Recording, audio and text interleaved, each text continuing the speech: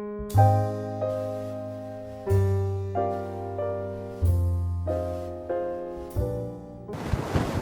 Students, last lecture के अंदर हम लोगों ने इलेक्ट्रॉन का चार्ज एंड इलेक्ट्रॉन के मास के रेशियो के बारे में बात करी।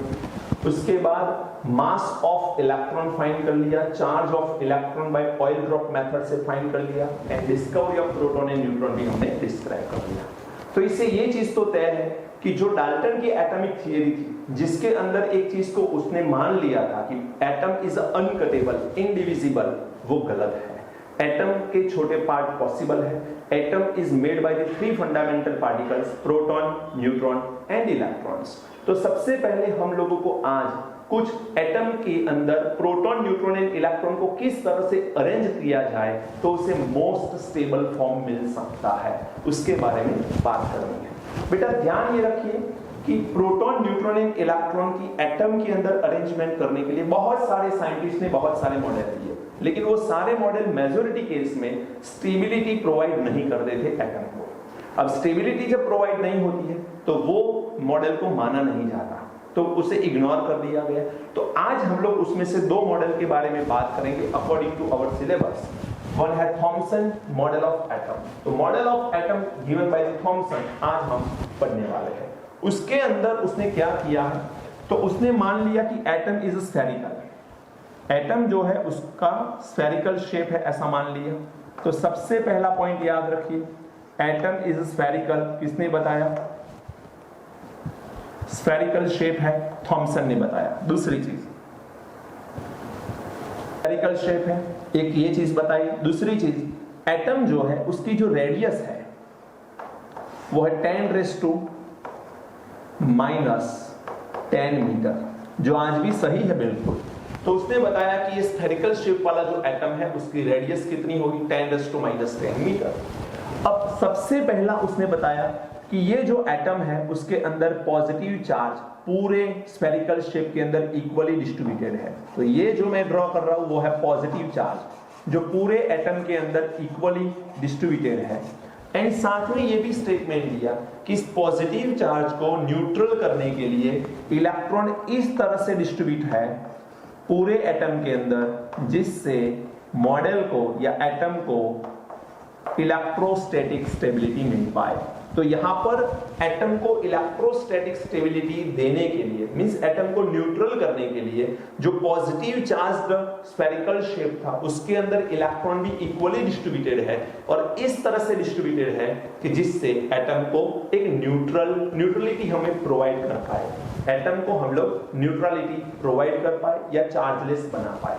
अब ध्यान ये रखिए कि ये चीज को समझने के लिए सबसे बेस्ट एग्जांपल है, दैट इज वाटरमेलन। आप सब वाटरमेलन, अभी तो सीजन है तो वाटरमेलन खाते होंगे। वाटरमेलन को बीच में से कट किया जाए तो जो पार्ट है उसमें रेड एरिया जो होता है वो ज्यादा अट्रैक्टिव एरिया होता है, हम जानते हैं। तो जो रेड एरिया है उसे पॉजिटिव चार्ज मान लिया जाए। तो जैसे जैसे वाटरमेलन को आप छोटे छोटे पार्ट में कन्वर्ट करते जाओगे तो अंदर की तरफ से ब्लैक कलर के सीड्स भी तो निकलते हैं। क्या ऐसी कोई एरिया होता है कि जहां पर सीड नहीं होंगे? तो ऑलमोस्ट नहीं होता है। मिस पूरे के पूरे वाटरमेलन के अंदर जिस तरह से पॉजिटिव चार्ज को हम लोग रेड जोन मान ले, तो वाटरमेलन के अंदर जैसे रेड जोन फैला हुआ है वैसे ही ब्लैक कलर के सीड्स भी इक्वली फैले हुए होते हैं। एग्जैक्टली उसको इसके साथ कंपेयर किया जाए तो पॉजिटिव चार्ज जिस तरह से यहाँ पर इक्वली डिस्ट्रीब्यूटेड है, नेगेटिव चार्ज भी इक्वली वहां पर डिस्ट्रीब्यूटेड होता है।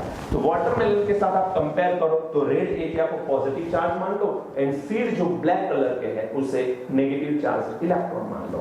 ये मानने की बात है, एक्चुअली सीड कोई इलेक्ट्रॉन नहीं है, ध्यान रखना। तो वाटरमेलन, इस मॉडल को वाटरमेलन भी बोला जाता है। इसको हम लोग और एक नेम से बुलाते हैं, दैट इज प्लम पुडिंग। इसको हम लोग और एक नेम से भी बुलाते हैं, दैट इज रेजिन पुडिंग। तो ये इसके दूसरे नेम है, plum pudding and resin pudding. तो ये अलग अलग इसके नेम है, इस मॉडल के नेम है। यहां पर एक चीज याद रखना, थॉमसन ने सबसे पहले बताया कि एटम इज स्फेरिकल, ये सही बात है। दूसरा, उसने बताया कि इसकी रेडियस 10⁻⁻10 मीटर है, सही बात है। ये मॉडल की सबसे खास बात क्या थी तो ये मॉडल की सबसे खास बात थी, this model gives overall electrostatic stability, electrostatic stability. यहां पर जितने पॉजिटिव चार्ज इक्वली डिस्ट्रीब्यूटेड है, नेगेटिव चार्ज भी उतने ही इक्वली डिस्ट्रीब्यूटेड है। तो ये ओवरऑल इलेक्ट्रोस्टैटिक स्टेबिलिटी प्रोवाइड करता है। अंडरस्टूड? तो ये सबसे खास बात थी। लेकिन इसमें नेगेटिव पॉइंट ये था कि इसने बताया प्रोटॉन एंड इलेक्ट्रॉन पूरे स्फेरिकल शेप के अंदर इक्वली डिस्ट्रीब्यूटेड है, जो बात गलत है। ओके, दूसरी चीज यहां पर इसने बताया positive charge and negative charge are equally distributed in a whole spherical shape. ये लिख के रखना आप, positive and negative charge are equally distributed in whole atom, whole spherical shape, ऐसा भी आप लिख सकते हो। इसका मतलब ये है कि mass of atom is also distributed in whole atom, मास भी पूरे एटम के अंदर बटा होगा। ये चीज यहां से डिस्क्राइब होती है। लेकिन ये पॉइंट तो गलत है, हम आगे पढ़ेंगे कि ये पॉइंट कैसे गलत है जब रुथरफोर्ड का मॉडल हम पढ़ेंगे तब। याद रखिए थॉमसन को यहां पर एक नोबेल प्राइज भी मिला है। उसने क्या किया, इन्वेस्टिगेशन करा गैस के कंडक्टिविटी के बारे में, एंड गैस भी इलेक्ट्रिकली कंडक्शन दिखा सकता है, ऐसे एक्सपेरिमेंटल एंड थियोरेटिकल प्रूफ दिए। तो उसके पास Thomson gives a proof of gaseous conductivity, या फिर लिख सकते कंडक्टिविटी ऑफ गैस,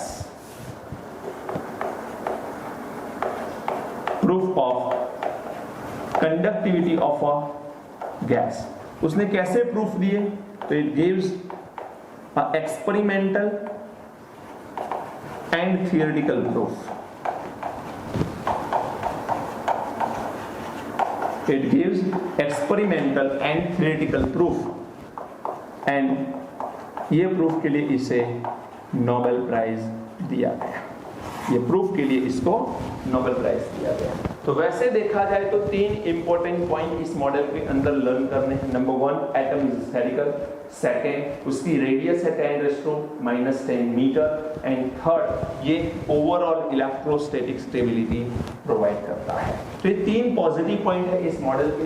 लेकिन ये मॉडल इतना काम नहीं कर पाया क्योंकि थॉमसन का मॉडल जो है वो रुथरफोर्ड के प्रैक्टिकल के ऊपर डिपेंड कर रहा था। रुथरफोर्ड ने जब प्रैक्टिकल किया तो उस प्रैक्टिकल के अंदर जो ऑब्जर्वेशन है वो ऑब्जर्वेशन थॉमसन के मॉडल के ऑपोजिट थे। कैसे? नेक्स्ट हम पढ़ते हैं, इसे नोट कर लीजिए। थॉमसन एटॉमिक मॉडल हमने कंप्लीट किया।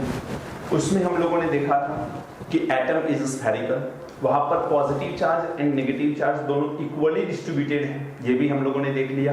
लेकिन इस मॉडल की खास बात थी, एक तो स्फेरिकल शेप, दूसरा उसकी टोटल रेडियस जो 10⁻⁻10 मीटर थॉमसन ने कंसीडर करी थी। एंड थर्ड इंपॉर्टेंट पॉइंट, वो ओवरऑल स्टेबिलिटी प्रोवाइड करता है। जो एटम है वो ओवरऑल स्टेबिलिटी को डिस्क्राइब कर सकता है due to positive and negative charge are equally distributed in whole atom, right. लेकिन अब सेकेंड जब हम पढ़ेंगे, सेकेंड मॉडल जब हम पढ़ेंगे रुथरफोर्ड न्यूक्लियर मॉडल, तो उसमें आप लोगों को कुछ समझ में आएगा कि थॉमसन गलत क्यों था। ओके, अब रुथरफोर्ड एंड उसके दो स्टूडेंट, उन्होंने मिलकर प्रैक्टिकल किया। तो यहां पर मैं नेम लिखूंगा उनके, रुथरफोर्ड एंड हिज स्टूडेंट्स। अब जो स्टूडेंट थे वो दो थे, उसमें से पहले जो स्टूडेंट था उसका नाम था Ernest Marsden and second one is a Hans Geiger. Ernest Marsden and Hans Geiger, इन तीन लोगों ने मिलकर प्रैक्टिकल किया। अब प्रैक्टिकल ने किया क्या, बहुत आसान सी बात करें, उन्होंने एक गोल्ड फॉइल ली। ये जो गोल्ड फॉइल है उसकी थिकनेस 100 नैनोमीटर है। 100 नैनोमीटर मींस बहुत ही पतली है, ये बहुत ही पतली है, 100 नैनोमीटर। आप कोई स्वीट लेते हो और स्वीट के ऊपर यदि सिल्वर फॉइल लगा के रखी होती है, जैसे कि काजू कतरी, तो उसके ऊपर जो पतली सी सिल्वर फॉइल होती है लाइक दैट, तो ये 100 नैनोमीटर जितनी गोल्ड फॉइल हमने ले रखी है। यहां पर हम अल्फा सोर्स यहां से निकालने वाले, मींस अल्फा सोर्स है, अल्फा पार्टिकल्स यहां से बाहर निकलेंगे। अब अल्फा पार्टिकल्स क्या है, ये क्वेश्चन आपको नहीं होना चाहिए। क्यों? क्योंकि हम ऑलरेडी आगे के लेक्चर में पढ़ चुके हैं what is the alpha particles, right. तो अल्फा पार्टिकल्स क्या है, it is nothing but the nucleus of helium. अब हीलियम को हम लोग कैसे लिखते हैं, 2He4। हीलियम के अंदर 2 इलेक्ट्रॉन होते हैं, यदि दोनों इलेक्ट्रॉन निकल जाए तो यहां पर क्या बचेगा, 2+, और इसी को हम लोग क्या बोलते हैं, अल्फा पार्टिकल्स। तो एक चीज दिमाग में बिठा दीजिए कि alpha particle having a positive charge. अकेला हीलियम है तो बिना पॉजिटिव चार्ज हो गया, बट अल्फा पार्टिकल्स वो है जो हीलियम न्यूक्लियस है, तो अल्फा पार्टिकल्स के पास पॉजिटिव चार्ज होता है, याद रखना। अब यहां से अल्फा पार्टिकल्स हम लोग बाहर निकालेंगे और अल्फा पार्टिकल्स को कंट्रोल करने के लिए हमने बीच में एक लेड की प्लेट रखी। अल्फा पार्टिकल्स को हम लोग कंट्रोल कर रहे हैं क्योंकि बहुत सारे अल्फा पार्टिकल्स यहां से निकलेंगे, तो उनको कंट्रोल करने के लिए हमने लेड की प्लेट रखी। बीच में एक छोटा सा होल है, वहां से कुछ नंबर ऑफ पार्टिकल्स यहां से निकलेंगे और गोल्ड फॉइल के ऊपर पास होंगे। अब रुदरफोर्ड क्या मानता था, यदि थॉमसन का मॉडल सही है, यदि मैं थॉमसन के मॉडल की बात करूं तो थॉमसन का मॉडल ऐसा है, स्फेरिकल शेप, पूरा का पूरा मॉडल जो है उसमें पॉजिटिव चार्ज इक्वली डिस्ट्रीब्यूटेड है, negative charge also equally distributed, right. तो पॉजिटिव एंड नेगेटिव चार्ज यहां पर इक्वली डिस्ट्रीब्यूटेड है।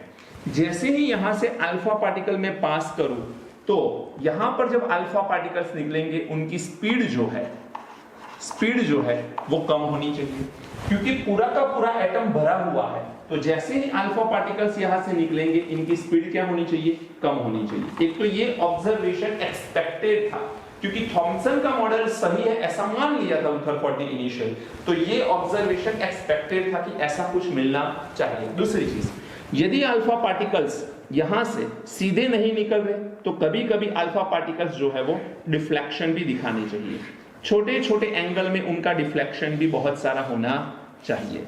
तो यहां पर 2 ऑब्जर्वेशन एक्सपेक्टेड थे। पहला ऑब्जर्वेशन ये एक्सपेक्टेड था कि जब अल्फा पार्टिकल्स बाहर निकलेंगे उनकी स्पीड कम होगी। सेकेंड ऑब्जर्वेशन ये एक्सपेक्टेड था कि जैसे ही अल्फा पार्टिकल्स बाहर निकलेंगे उनमें थोड़ा बहुत एंगल दिखेगा, थोड़ा बहुत डिफ्लेक्शन देखने को मिलेगा ही मिलेगा। लेकिन जब रुदरफोर्ड ने ये प्रैक्टिकल किया तो मेजॉरिटी अल्फा पार्टिकल्स जो है वो यहां से सीधे ही निकल गए और जिंक सल्फाइड के फ्लोरोसेंट स्क्रीन के ऊपर जाके स्ट्राइक हुए। जैसे ही स्ट्राइक होते हैं वहां पर लाइटिंग होती है, हम लोग कैथोड रे डिस्चार्ज ट्यूब के अंदर ही पढ़ चुके हैं, राइट, पहला लेक्चर हमारा। तो यहां पर आप लोग देखिए कि यहां पर वो स्ट्राइक होते हैं, मेजॉरिटी अल्फा पार्टिकल्स सीधे ही निकल जाते हैं, डिफ्लेक्शन वहां पर नहीं होता है। थोड़ा बहुत डिफ्लेक्शन देखने को मिला जो यहां पर हमको देखने को मिल रहा है, लेकिन ये बहुत ही कम डिफ्लेक्शन देखने को मिला। मेजॉरिटी केस में क्या हुआ, अल्फा पार्टिकल्स स्ट्रेट अवे निकल गए। अब बहुत ही few out of 20,000 1 alpha particles जो है वो ऑलमोस्ट 180 डिग्री से बाउंस बैक हुआ। आउट ऑफ 20,000 मींस 20,000 हम लोग अल्फा पार्टिकल्स पास करें तो उसमें से एक अल्फा पार्टिकल्स वहां पर टकरा के वहां पर कोलाइड करके वापस बाउंस बैक आ रहा है ऑलमोस्ट 180 डिग्री। तो एक्सपेक्टेड कुछ और था एंड ऑब्जर्वेशन कुछ और मिला। हम सबसे पहले ऑब्जर्वेशन लिखेंगे, फिर उसके ऊपर से रुदरफोर्ड ने क्या कंक्लूजन निकाला उसके बारे में बात करेंगे एंड देन आफ्टर मॉडल को डिस्क्राइब करेंगे। तो सबसे पहले हमें लिखना है observation.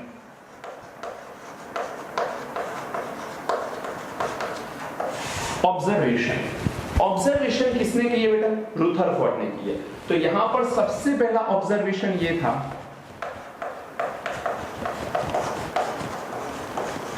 most of alpha particles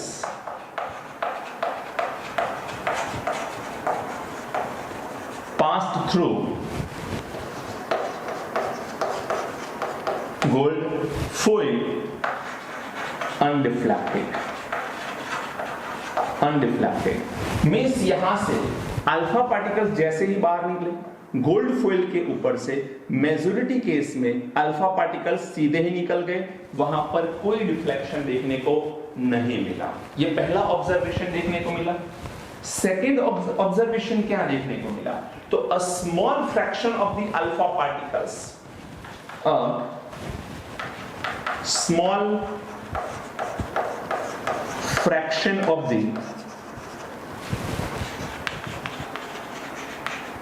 alpha particles was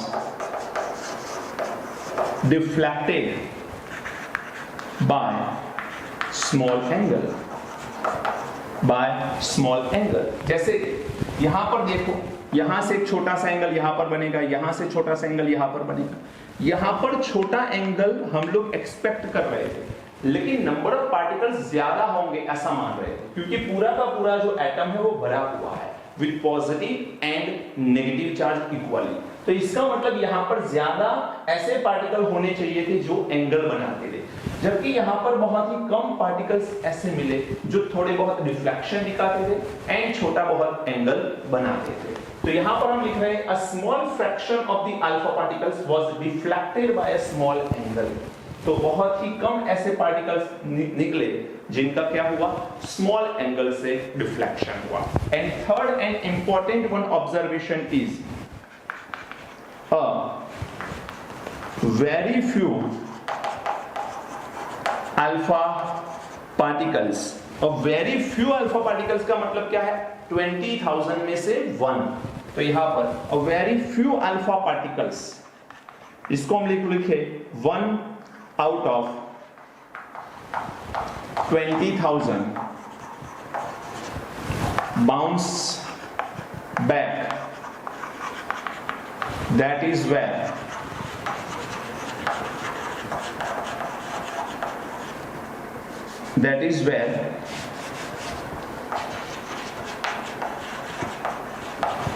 deflected by nearly 180 degree. Okay, इसका मतलब क्या है, और very few alpha particles means बहुत ही कम अल्फा पार्टिकल्स ऐसे हैं जो गोल्ड फॉइल से टकरा के 180 डिग्री के एंगल से बाउंस बैक कर गए। और very few alpha particles 1 out of 20,000 bounce back, that is were deflected by nearly 180 degree. तो 180 डिग्री से जो डिफ्लेक्ट कर रहे हैं ऐसे अल्फा पार्टिकल्स बहुत ही कम देखने को मिले। ये 3 ऑब्जर्वेशन मिले, जो हम जो चाहते थे उस ऑब्जर्वेशन से कुछ अलग ही टाइप के ये ऑब्जर्वेशन मिले हैं। तो अब हम लोग ये ऑब्जर्वेशन के थ्रू एक कंक्लूजन पे आएंगे। कंक्लूजन लिख लेते हैं, थोड़ी स्पेस चाहिए तो मैं यहां पर स्पेस बना लेता हूं।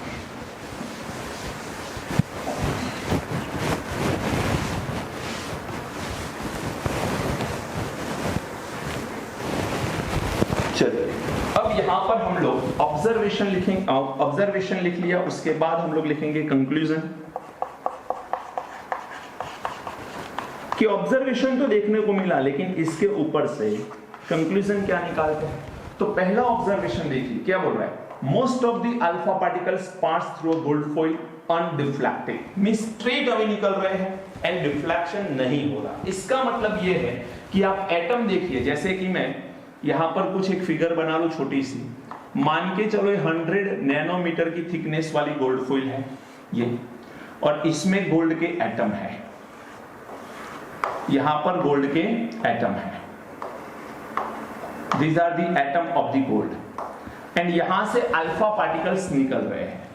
ये अल्फा पार्टिकल्स स्ट्रेट अवे निकल रहे हैं, सीधे ही निकल रहे हैं बिना डिफ्लेक्शन दिखाए। इसका मतलब क्या होगा, इसका सीधा मतलब यह है कि एटम का मेजॉरिटी पार्ट जो है वो एम्प्टी होना चाहिए। Majority part of the atom will be empty. तो यहां पर हम लोग पहला कंक्लूजन ऐसा लिख सकते हैं most of space in the atom is empty. Most of the space in the atom is empty. क्योंकि यदि ये empty नहीं होती तो इसको एंगल जरूर मिलता, लेकिन मेजॉरिटी पास, यहां पर मेजॉरिटी पार्टिकल्स जो है वो पास हो गए। इसका मतलब ये है कि एटम का मेजॉरिटी पार्ट कैसा होगा, एम्प्टी होगा। ये पहला कंक्लूजन निकाला हमने। सेकेंड कंक्लूजन के बारे में आते हैं। चलो यहां पर हम लोग सेकेंड कंक्लूजन लिखते हैं। चलिए यहां पर देखो आप लोग, ऑब्जर्वेशन सेकेंड क्या होगा, a small fraction of the alpha particles was reflected by a small angle। तो यहां से स्मॉल एंगल से थोड़े बहुत पार्टिकल्स डिफ्लेक्ट हो रहे हैं। इसका मतलब यह है कि यहां से पार्टिकल्स थोड़े बहुत डिफ्लेक्शन दिखा रहे हैं, लाइक दिस। ऐसे छोटे छोटे एंगल पे हमको क्या मिल रहा है, डिफ्लेक्शन मिल रहा है। अब ऐसा क्यों हो सकता है? डिफ्लेक्शन सिर्फ हो सकता है एक वजह से, एंड वो है रिपल्शन। इसका मतलब यह है कि पॉजिटिव चार्ज छोटे से एरिया में कवर्ड हो चुका है, छोटे से एरिया में पॉजिटिव चार्ज अवेलेबल है, वहां पर अल्फा पार्टिकल्स भी पॉजिटिव जा रहे हैं और दोनों मिल जाते हैं, तब वहां पर क्या हो रहा है, डिफ्लेक्शन हो रहा है। तो हम लोग ये जो हमारा ऑब्जर्वेशन है, a small fraction of the alpha particles, उसके ऊपर से हम लोग सेकेंड कंक्लूजन निकालेंगे। तो ऑब्जर्वेशन एक बार अलग से पढ़ो। A small fraction of the alpha particles was reflected by a small angle. That means यहां पर हम लोग लिखेंगे between positive charged nucleus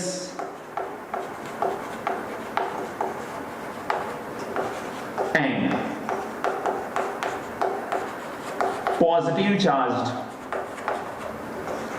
alpha particles, there is a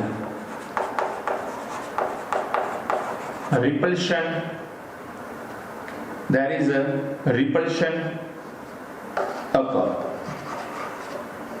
and that's why the small amount of alpha particle were deflected। समझ में आया point बेटा? कहने का मतलब समझो अगेन कि यहां पर मैं एक फिगर ड्रॉ कर लेता हूं। चलिए यहां पर ये न्यूक्लियस है, सॉरी ये एटम है और ये है आपका न्यूक्लियस। अब न्यूक्लियस के अंदर पॉजिटिव चार्ज है। यदि मैं यहां पर अल्फा पार्टिकल पास कर रहा हूं जबकि वो पॉजिटिव है, दूर से पास करूंगा सीधा निकलेगा, दूर से पास करूंगा सीधा निकलेगा। लेकिन यदि ये नियरर टू न्यूक्लियस आएगा तो अल्फा पार्टिकल्स भी पॉजिटिव है एंड न्यूक्लियस भी पॉजिटिव है, तो सरफेस के ऊपर से उसका क्या हो सकता है, रिपल्शन हो सकता है। तो अल्फा पार्टिकल्स का यहां पर रिपल्शन हो सकता है due to presence of another positive charge in the nucleus, जो छोटे से पार्ट में अवेलेबल होगा। क्यों छोटे से पार्ट में अवेलेबल होगा? यदि ज्यादा बड़े पार्ट में अवेलेबल होता तो ज्यादा डिफ्लेक्शन देखने को मिलता, लेकिन यहां पर हमने एक वर्ड लिखा है, a small fraction of the alpha particles was reflected. तो स्मॉल अल्फा पार्टिकल्स का स्मॉल फ्रैक्शन रिफ्लेक्टेड हुआ, इसका मतलब बहुत छोटे से पार्ट में पॉजिटिव चार्ज अवेलेबल है और वो अल्फा पार्टिकल्स को क्या कर रहा है, डिफ्लेक्ट कर रहा है। Understood? And third and important conclusion क्या है, a very few alpha particles, 1 out of 20,000 bounced back, that were the deflection by nearly 180।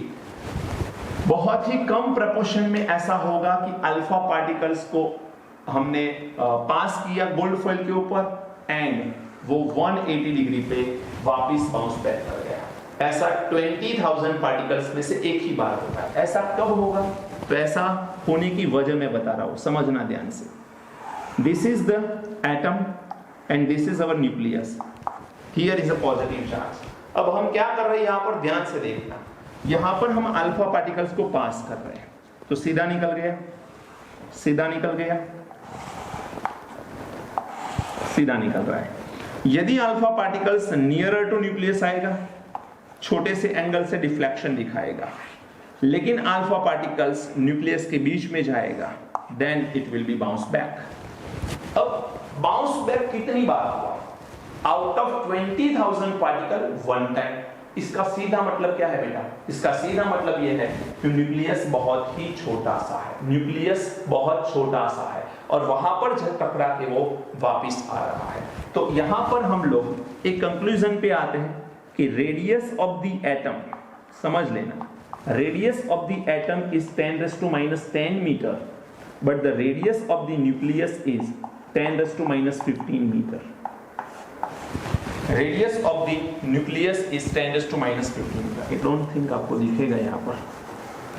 Radius of the nucleus is 10⁻⁻15 metre. तो आप लोग देखिए कि न्यूक्लियस की रेडियस तो 10⁻⁻15 मीटर है, बट एटम की रेडियस कितनी है? 10⁻⁻10 मीटर। तो यहां पर आप, यदि मैं इसको और अलग तरीके से समझाऊं और अलग तरीके से डिस्क्राइब करूं, तो एक क्रिकेट बॉल को आप न्यूक्लियस मान लो। वैसे तो न्यूक्लियस बहुत छोटा सा है जो दिख नहीं सकता, लेकिन मान के चलो एक क्रिकेट बॉल को आप न्यूक्लियस मान लो, तो दोनों में डिफरेंस कितना है? 10⁻5। 10⁻5 का डिफरेंस है। तो एटम की साइज कितनी होगी? कुछ अंदाजा है आपको? 5 किलोमीटर रेडियस। कितनी? 5 किलोमीटर रेडियस। मींस एटम, यदि एटम का न्यूक्लियस यदि एक क्रिकेट बॉल की साइज का है, तो उसकी एटम की जो साइज होगी वो 5 किलोमीटर की रेडियस बनेगी। तो समझो आप कि ये जो न्यूक्लियस है उसकी साइज बहुत ही छोटी सी है कंपेयर टू एटम। तो यहां पर हम लोग एक कम स्पेस की वजह से मैं लिख नहीं रहा, लेकिन आपको लिखना है, लिख लेना ध्यान से, मैं बोल रहा हूं। Compared to atom, the size of nucleus is very less. Compared to nucleus, the size of the nucleus is very less. Understood? या तो फिर लिख सकते हैं compared to atom, the size of the nucleus is very less. या फिर उल्टा लिखो, compared to nucleus, the size of atom is very large. Compared to nucleus, the size of atom is very large. या तो फिर लिखो आप compared to atom, the size of the nucleus is very less. ऐसा लिख सकते हो आप। ओके, ये साइज लिख देना, क्रिकेट बॉल वाला एग्जांपल याद रखना। अब इसके थ्रू हम लोग एक मॉडल बना रहे हैं, model given by the Rutherford. अब रुथरफोर्ड ने यहां पर एक मॉडल दिया एटम का, उस मॉडल को हम लोग बोलते हैं न्यूक्लियर मॉडल ऑफ एटम। क्या बोलते हैं? Nuclear model of atom. उसने क्या बताया है? सबसे पहला पॉइंट,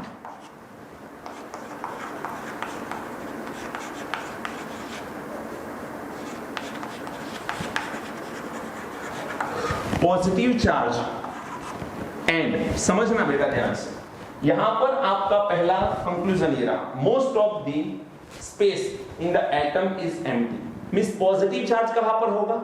न्यूक्लियस के अंदर। तो यहां पर हम लिख सकते हैं positive charge and mass of the atom, mass of the atom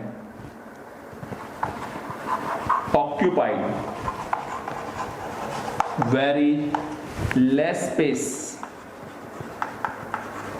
in the atom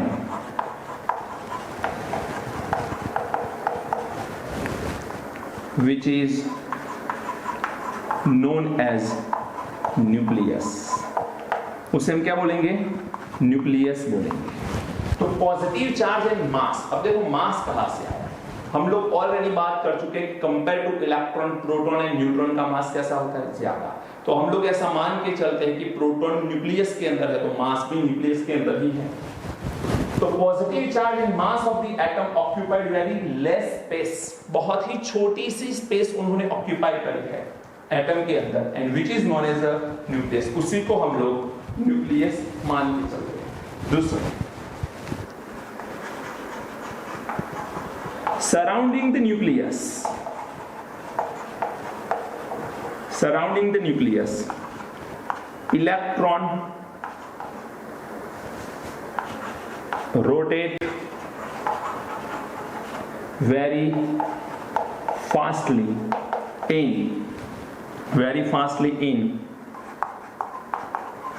fixed path, on fixed path, which is known as orbit और ऑर्बिटल। इसे हम क्या बोलेंगे? ऑर्बिटल बोलेंगे। ऑर्बिट्स बोलते हैं वैसे तो, ऑर्बिट्स मान लो इसे, क्योंकि ऑर्बिटल ऑर्बिट्स के अंदर होती है। किस तरह से आएगा आगे जाके, यही चैप्टर में हम पढ़ेंगे।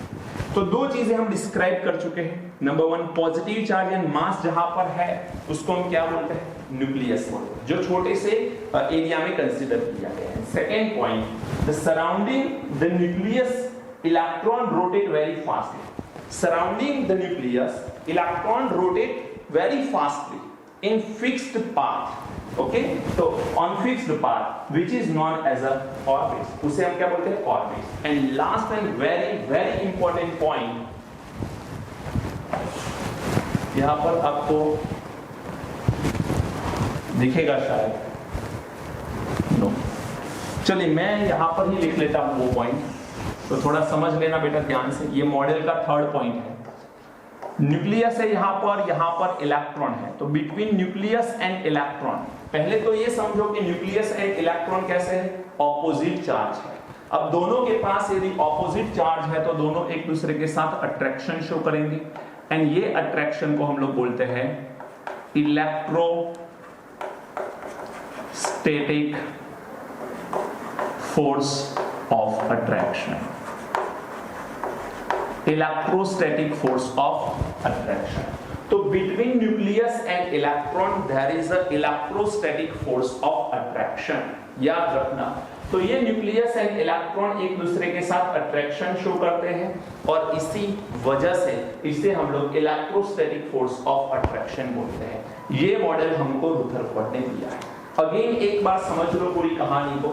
Rutherford and his students Ernest Marsden and Hans Geiger give us one model which is known as a nuclear model of atom. अब उसके अंदर उन्होंने ऑब्जर्वेशन किया एक प्रैक्टिकल का। प्रैक्टिकल क्या था? अल्फा सोर्स को लेड की प्लेट से पास होते हुए, लेड की प्लेट से पास करते हुए एक गोल्ड फॉइल के ऊपर पास किया गया। गोल्ड फॉइल की साइज क्या थी? 100 नैनोमीटर थिकनेस वाली गोल्ड फॉइल थी। उसके पीछे हमने फ्लोरोसेंट स्क्रीन लगा दी, जिंक सल्फाइड की थी, जिसके ऊपर कभी भी अल्फा पार्टिकल स्ट्राइक करते हैं तो लाइटनिंग होती है। अब जैसे ही अल्फा पार्टिकल पास करते थे, यदि थॉमसन मॉडल सही था तो मेजॉरिटी केस में अल्फा पार्टिकल्स की स्पीड कम होनी चाहिए थी। सेकेंड पॉइंट क्या बनना चाहिए था कि मेजॉरिटी केस में अल्फा पार्टिकल्स का स्मॉल एंगल बनना चाहिए था, मींस डिफ्लेक्शन होना चाहिए था एंड स्मॉल एंगल वहां पर होना चाहिए था। लेकिन ऐसा कुछ हुआ नहीं, ऑब्जर्वेशन कुछ अलग ही मिला। क्या मिला? Most of the alpha particles pass through gold foil undeflected, means reflect किए बिना ही सीधे निकल गए। कुछ कम पार्टिकल्स ऐसे थे जिनका डिफ्लेक्शन हुआ second, and third number bounce back 20,000 में से एक आध पार्टिकल कर गया एट 180 डिग्री। तो ये ऑब्जर्वेशन से हमने कंक्लूजन निकाला। पहला कंक्लूजन क्या कि भाई क्यों निकल रहे हैं अल्फा पार्टिकल सीधे? इसका रीजन क्या है? इसका रीजन हो सकता है कि majority part of atom will empty. Second, यहाँ पर डिफ्लेक्शन क्यों हो रहा है छोटे एरिया में भी या छोटे नंबर में भी डिफ्लेक्शन क्यों हो रहा है? बिकॉज न्यूक्लियस के आसपास भी यदि अल्फा पार्टिकल्स जाएंगे तो between nucleus and alpha particle there is a repulsion because both having a positive charge, तो उस वजह से वहां पर डिफ्लेक्शन होगा। एंड बाउंस बैक बहुत कम प्रोपोर्शन पे क्यों हो रहा है? इसका रीजन क्या हो सकता है? तो इसका रीजन है न्यूक्लियस जो है वो बहुत छोटा सा होगा। बहुत छोटा सा होगा तो बीच में टकरा के वापस आना थोड़ा डिफिकल्ट है। Compare to atom, size of the nucleus is very small, right? 10⁻15 metre size है न्यूक्लियस की, ये रेडियस की बात कर रहे हैं हम लोग, एंड 10⁻10 मीटर जो रेडियस है वो किसकी है? एटम की। तो कंपेयर टू एटम न्यूक्लियस की साइज बहुत कम है। फिर हमने एक मॉडल डिस्क्राइब किया, इसको हम लोग बोलते हैं nuclear model of the atom, जिसके अंदर सबसे पहला पॉइंट है positive charge and mass of the atom occupy very less space in the atom which is known as the nucleus. तो बहुत छोटे से एरिया में पॉजिटिव चार्ज एंड मास है एटम के अंदर। सेकेंड, सराउंडिंग, न्यूक्लियस के सराउंडिंग एरिया के अंदर इलेक्ट्रॉन मूव कर रहे हैं, उस पाथ को हम क्या बोलते हैं? ऑर्बिट बोलते हैं। And third, between positive and negative charge वहां पर ऑलवेज अट्रैक्शन होगा, उस अट्रैक्शन फोर्स को इलेक्ट्रोस्टैटिक फोर्स ऑफ अट्रैक्शन बोलते हैं। तो ये हो गया रुदरफोर्ड का एटॉमिक मॉडल, जिसके अंदर हम लोग ये तय कर पाए कि एटम के अंदर न्यूक्लियस तो है एंड न्यूक्लियस के अंदर पॉजिटिव चार्ज भी है। इसे नोट डाउन कर लीजिए, फिर हमको और एक टॉपिक कवर करना है, तो जल्दी से इसे नोट डाउन करो। इस चैप्टर की शुरुआत में हमने atomic number and atomic mass क्या है वो पहले ही लेक्चर में देख लिया है। फिर भी अकॉर्डिंग टू चैप्टर आगे बढ़ रहे हैं तो वापस मैं एक बार कवर कर रहा हूं एटॉमिक नंबर क्या होता है। तो बहुत आसान सी बात है, number of protons present in nucleus of atom is known as atomic number, उसे हम Z बोलते हैं, राइट। अब इसी चीज को नंबर ऑफ प्रोटॉन को हम लोग एटॉमिक नंबर बोलते हैं, कोई बड़ी बात नहीं है, लेकिन इसी चीज को अलग तरीके से मुझे रिप्रेजेंट करना है। तो आप लोगों को पता है number of electrons present in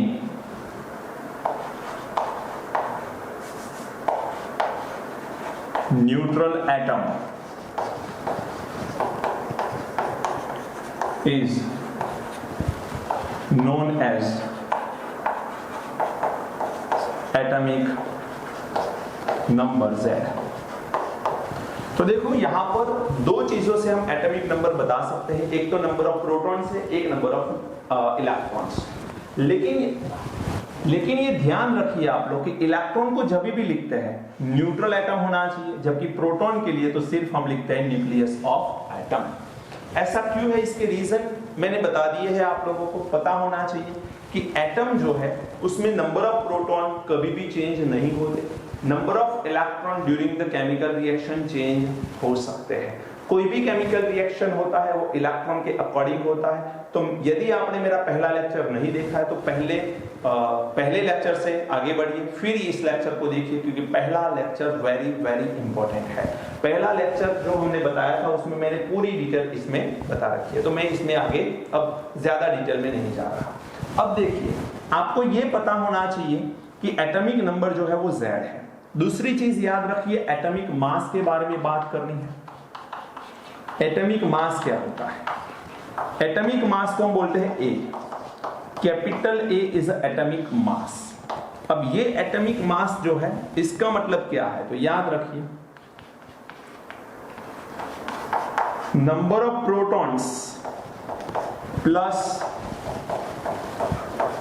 number of neutrons, total को हम लोग एटॉमिक मास बोलते हैं।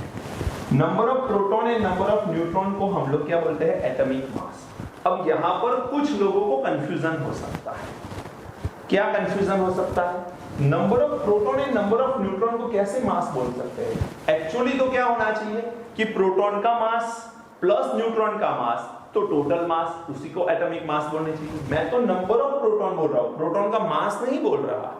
अंडरस्टूड? जैसे 2 प्रोटॉन है और 2 न्यूट्रॉन है तो टोटल मास इज 4। नंबर को मास कैसे बोल सकते हैं हम?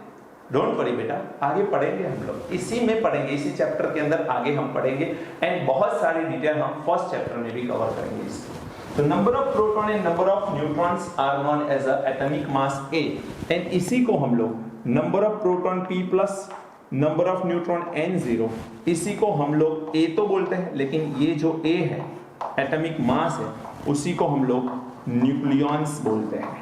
क्या बोलते हैं? न्यूक्लियॉन्स। तो याद रखना न्यूक्लियॉन्स क्या है, तो number of proton and number of electron को ही हम लोग न्यूक्लियॉन्स भी बोलते हैं, एंड वही न्यूक्लियॉन्स को एटॉमिक मास बोला जाता है। समझ में आ रहा है आपको? ध्यान रख लेना इसे।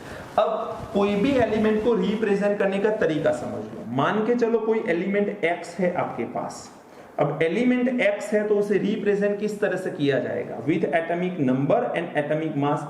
तो नीचे की तरफ, एलिमेंट के नीचे की तरफ लेफ्ट हैंड साइड जो नंबर आता है उसको हम लोग बोलते हैं एटॉमिक नंबर। क्या बोलते हैं? एटॉमिक नंबर बोलते हैं। एंड ऊपर की तरफ हम लिखेंगे A, और A जो है इसे हम लोग बोलेंगे एटॉमिक मास। तो यहां पर एटॉमिक मास है और यहां पर एटॉमिक नंबर है। इसी को अलग तरीके से लिखो तो ऐसे भी कभी कभार लिखा जाता है Z एंड A यहां पर। तो ये जो Z है वो लेफ्ट हैंड साइड नीचे वो फिक्स है, लेकिन A जो है वो right hand left hand side ऊपर भी हो सकता है, राइट हैंड साइड ऊपर भी हो सकता है। डोंट वरी अबाउट इट, ये दोनों एक ही है। ओके, अब यदि मैं आपसे क्वेश्चन करूं कि मेरे पास एक एटम है लाइक 2He4, ऐसा कोई एटम है, और इसमें आपसे पूछ लिया कि प्रोटॉन, न्यूट्रॉन एंड इलेक्ट्रॉन के नंबर बताइए। Find out the number of proton, neutron and electron. चलिए बेटा, नंबर ऑफ प्रोटॉन बताइए मुझे। नंबर ऑफ प्रोटॉन का मतलब क्या है? ये रहा, number of proton is known as atomic number Z। Z को कहां लिखते हैं? नीचे। तो कोई भी नंबर जो नीचे होगा वो नंबर ऑफ प्रोटॉन को रिप्रेजेंट करेगा। तो ये 2 आएंगे। न्यूट्रॉन कितने आएंगे? तो अब आपको पता होना चाहिए कि नंबर ऑफ प्रोटॉन 2 है। A कहां पर लिखते हैं? ऊपर। A कितना है? 4। तो यदि मैं यहां पर 4 लिखूं, यहां पर 2 लिखूं, तो N0 मींस न्यूट्रॉन का आंसर कितना है? 2। या फिर डायरेक्टली 4 में से 2 को सब्सट्रैक्ट कर लूं, 2। इलेक्ट्रॉन कितने आएंगे बेटा? तो यहां पर इलेक्ट्रॉन आएंगे 2।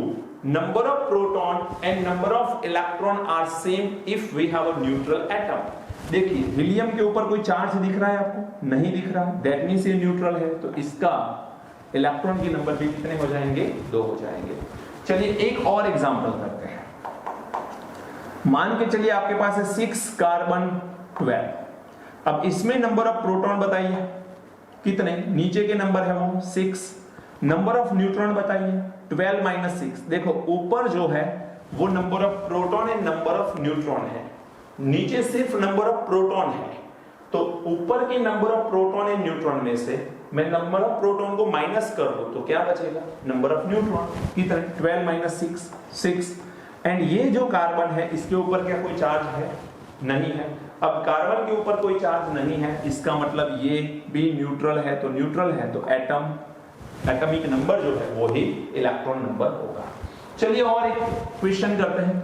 मान के चलो आपके पास है 11 सोडियम 23 प्लस 1 प्लस लिखो प्लस 1 लिखो, कोई फर्क नहीं पड़ता है।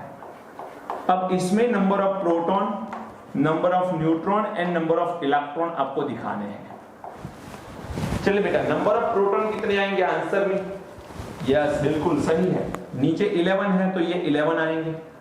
11 इज नंबर ऑफ प्रोटॉन। चलिए सेकंड न्यूट्रॉन, तो 23 में से 11 को सब्सट्रैक्ट करो, ऊपर की वैल्यू में से नीचे की वैल्यू को माइनस करो, अपने आप न्यूट्रॉन मिल जाएंगे। तो 23 में से 11 को निकाल दिया, क्या मिला? 12। तो 12 नंबर ऑफ न्यूट्रॉन। अब बात आई इलेक्ट्रॉन की। जनरली तो हम क्या करते हैं, प्रोटॉन वो ही इलेक्ट्रॉन ले लेते हैं, बात सही है।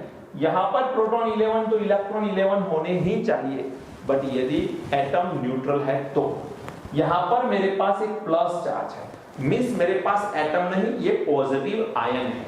एंड पॉजिटिव आयन होता है, इसका मतलब कंपेयर टू इलेक्ट्रॉन प्रोटॉन एक ज्यादा है, +1 है, इसी वजह से जितने प्लस होंगे उतने प्रोटॉन ज्यादा होंगे। तो यहां पर 11 प्रोटॉन है, कंपेयर टू इलेक्ट्रॉन 1 प्रोटॉन ज्यादा होगा, तो इलेक्ट्रॉन कितना होगा?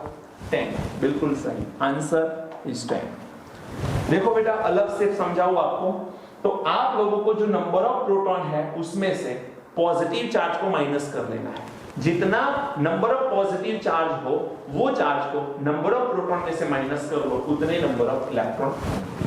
चलिए और एक क्वेश्चन करते हैं, आप ही बता दो। चलो 12 मैग्नीशियम 24 2+। बोलिए बेटा, इसमें number of proton, neutron and electron क्या आ सकते हैं? अब तो आपको पता चलना चाहिए क्या करना है। यहां पर 12 है तो प्रोटॉन 12 आएंगे, 24 माइनस 12 न्यूट्रॉन भी 12 आएंगे।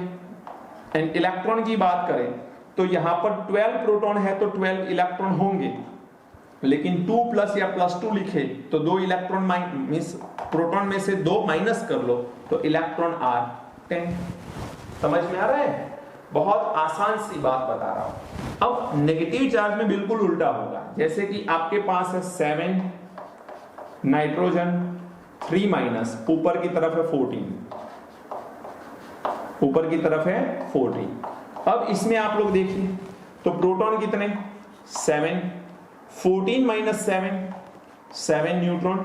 एंड इलेक्ट्रॉन की बात करें तो 7 तो होंगे ही होंगे, लेकिन 3 3 माइनस का मतलब क्या है कि इसमें 3 इलेक्ट्रॉन और ऐड करो, तो 7 प्रोटॉन के अंदर 3 इलेक्ट्रॉन को ऐड करो, क्योंकि यहां पर 3 माइनस चार्ज है। माइनस किसकी वजह से होगा? इलेक्ट्रॉन की वजह से, तो हम इलेक्ट्रॉन को ऐड करेंगे। तो 7 प्रोटॉन के अंदर 3 इलेक्ट्रॉन को मैं ऐड करूं, टोटल हो जाएंगे 10।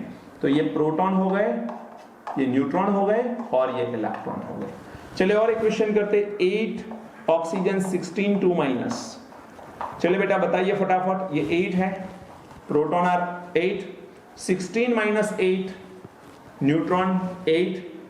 अब 8 प्रोटॉन है तो इलेक्ट्रॉन 8 होने चाहिए, बट 2 माइनस मींस 2 इलेक्ट्रॉन इसमें मैं ऐड करूंगा, तो ये हो जाएंगे 10। बोलो समझ में आ रहा है आपको? बहुत आसान सी बात बता रहा हूं मैं। चलिए और एक क्वेश्चन करते हैं, 9 फ्लोरीन 19, यहां पर मैं 1 माइनस ले रहा हूं। चलिए बताइए, proton 9, 19 minus 9, neutron 10, and 9 proton है तो 9 इलेक्ट्रॉन, बट 1 माइनस की वजह से 1 इलेक्ट्रॉन ऐड करो, ये हो जाएंगे 10। समझ में आ रहा है? तो आप लोगों को डिफरेंट आयन या डिफरेंट एटम के अंदर number of proton, neutron and electron find करना आना चाहिए। इसकी प्रैक्टिस करते रहो घर पे, आप आसानी से कर पाओगे। एक और टर्म बता रहा हूं, समझ लेना। ये जो एग्जांपल दिए हैं मैंने, सोडियम से लेके फ्लोराइड तक, सोडियम आयन से फ्लोराइड आयन तक के एग्जांपल दिए हैं। इसमें क्या प्रोटॉन सेम है कहीं पर? नो। न्यूट्रॉन सेम है, तो ये दोनों में सेम है, बाकी में डिफरेंस है। लेकिन इलेक्ट्रॉन को देखो, electron 10, electron 10, electron 10, electron 10, electron 10, सब में इलेक्ट्रॉन सेम है। तो याद रखना बेटा, जिन आयन में या जिन एटम के अंदर सेम इलेक्ट्रॉन पाए जाते हैं उनको हम लोग आइसो इलेक्ट्रॉनिक स्पीसीज बोलते हैं। आइसो इलेक्ट्रॉनिक स्पीसीज किसे बोलते हैं? With same number of electron, जिनके पास नंबर ऑफ इलेक्ट्रॉन सेम होते हैं उन्हीं को हम क्या बोलते हैं? Iso electronic species. मैं एक क्वेश्चन बता रहा हूं, उस क्वेश्चन का आंसर कमेंट बॉक्स के अंदर बताइए। बहुत आसान सा क्वेश्चन है, 13 एल्यूमिनियम 27 3+।